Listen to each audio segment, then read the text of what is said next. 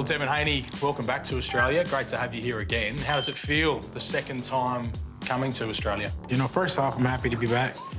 It feels better this time around than the first time around. Obviously, you know, I have my dad here with me, so that's a million right there. And then, you know, we knew what to expect. We knew what to expect from the first time. We experienced it, so second time around, we're much more comfortable and much more relaxed. Great that your father can be with you the entire time. What sort of a difference does that make, and how difficult was it the first time?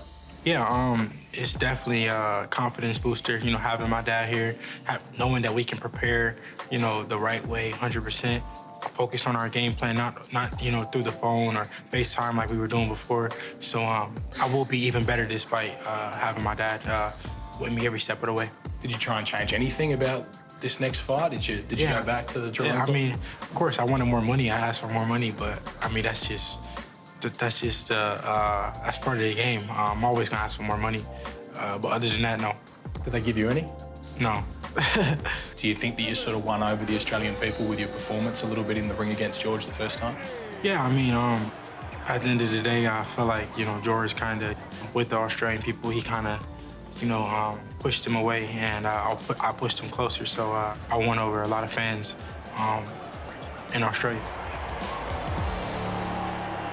What was the first build-up like for you? Because there was a lot said. He was very different that time to what he appears to be this time. Yeah, he gave me a lot of motivation. Talked a lot.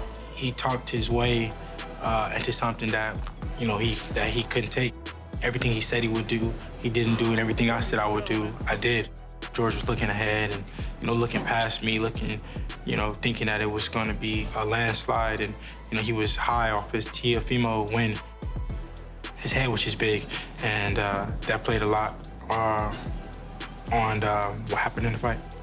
You surprised that he's so quiet this time around? Last time when you arrived, it was already all go, and this time it's certainly not. I am a bit surprised with how quiet he is, but, you know, he talked a lot the first fight, didn't back up any of it. So this fight, he really has no choice but to be quiet, because nobody really believes what he says now. He kind of had some people fooled the first fight. This fight, you know, no one is buying into it, so it's better for him to stay quiet. I knew that George wasn't on my level. I knew that if I stuck to the game plan and was on point, there was nothing that he could do, you know, with me. And I just feel like I know that I'm the better fighter overall, so I don't think that if we fought 10 times, I don't think any of them would be close, because my skill set that I bring to the table. After the fight, it was, you know, being in the ring with all my family and my team, the ones who was there when I was grinding, and, you know, the long nights and long days here in Australia, you know, without my dad, and, you know, just going through a lot. For them to be able to be in the ring with me and accomplish that moment was a blessing. And it's just something that money can't buy. You just have to experience it. And I'm happy that I was able to experience it with my people. This time, stylistically, do you think, do we see a different George Kambosos? Do we see a different Devin Haney? I mean, George, you know, has to make a lot of adjustments, obviously, because he lost the first fight. So we know that, you know, he's gonna try to be more aggressive and do whatever he can, you know, try to fight a dirty fight. But him being more aggressive, him being careless, opens up more, you know, opportunities for me to capitalize on, and I will.